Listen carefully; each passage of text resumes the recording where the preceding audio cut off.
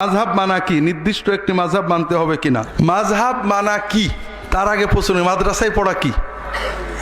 মাদ্রাসায় পড়া কি কেউ বলেন না তো? না জায়েজ? জায়েজ তো, জায়েজ, দরকার আছে না নেই? কিন্তু মাদ্রাসা তো নবী জামানায় ছিল, মাদ্রাসা শব্দটাই নবী জামানায় ছিল না, কাজে এটা বেদাত, ঠিক না ভাই? হ্যাঁ, বিষয়টা হলো আমরা বুঝি না মাযহাব মানে কি। মাযহাব মানে হলো মত।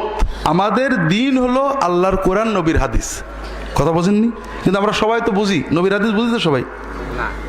বোঝেন সবাই? সব বোঝেন তো? হ্যাঁ, তাহলে বুঝার জন্য কোনো না কোনো আলেমের ফকির মত নিতে হয়। কথা বোঝেননি? আপনি বললেন এই হাদিসটা সহি, কে বলেছে সহি? ইমাম বুখারী বলেছে, তো আপনি তো আর বোঝেননি, তাহলে আপনি ইমাম বুখারীর মাযহাব মানলেন। আলবানী বলেছে, আব্দুল্লাহ জাহাঙ্গীর বলেছে, আপনি কাজেই মাযহাব মানা নয়, কোরআন এবং সুন্নাহ মানাটা হলো দিন। তবে সাধারণভাবে কোনো মানুষই কোনো আলেমের মত ছাড়া কোরআন সুন্নাহ মানতে পারে না, ভালো আলেম ছাড়া। কথা কি বুঝতে পেরেছেন? কাজেই আপনি আলবানীর মাযহাব মানবেন, নাহলে আব্দুল্লাহ জাহাঙ্গীরের মাযহাব মানবেন, নাহলে আব্দুল্লাহ বাজের মাযহাব একজন না একজনের মানতে হবে। কথা কি বুঝতে পেরেছেন ভাইরা? মাযহাব মানা না মানা এর বিধান নির্ভর করবে আপনি কিভাবে মানছেন। যদি আপনি মনে করেন যে আমি অত কোরআন হাদিস বুঝি না, আমি এই আমার দেশের আলেমরা যে কথা বলে ওইটা মানবো, হুজুররা যাই বলুক, কোরআন বিরোধী হোক হাদিস বিরোধী হোক তাই মানবো, এইরকম মানা না জায়েজ।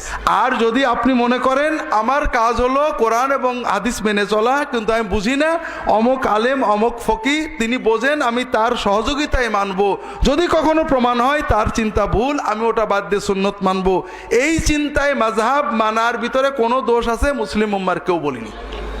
আর এইরকম না মেনে আপনি ইসলাম মানতে পারবেন না। আমার কাছে এসে ঝগড়া করে, হুজুর এই হাদিসটা সহি না। সহি না তুমি কি করে বুঝলে? তুমি তো মুকাল্লিদ, তুমি তো একজন না একজনের কথা মানো। অমুক বলেছে তিরমিজি বলেছে হাসান, আলবানী বলেছে জয়ীব। আরে মিয়া, আমি তো নিজে সনদ পড়ি, তুমি তো মুকাল্লিদ, আমি তো মুজতাহিদ। কারণ আমি যদি সহি আমি বলতে পারি সহি না জয়ীব, তুমি তো কোনো না কোনো লোকের মত মেনেই তোমাকে চলতে হবে। যেটা বলছিলাম, এই যে ঝগড়া, মাযহাব কোনো দিন না। মাযহাবকে দিন মনে করে না, আমার ইহয়া সুনান বইয়ে পাবেন। দিন হলো আল্লাহর কোরআন নবীর সুন্নাহ। তবে কোরআন সুন্নাহ মানার জন্য কারোর না কারোর মতের সহায়তা আমাদের নিতে হবে। নির্দিষ্ট একটা মাযহাব মানতে হবে কিনা,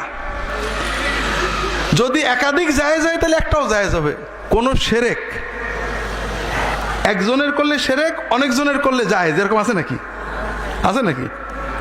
কাজেই একাধিক যদি মানা জায়েজ হয়, একটা মানাও জায়েজ হবে, কোনো দোষ হবে না। বিষয়টা হলো একাধিক মানবেন কি করে।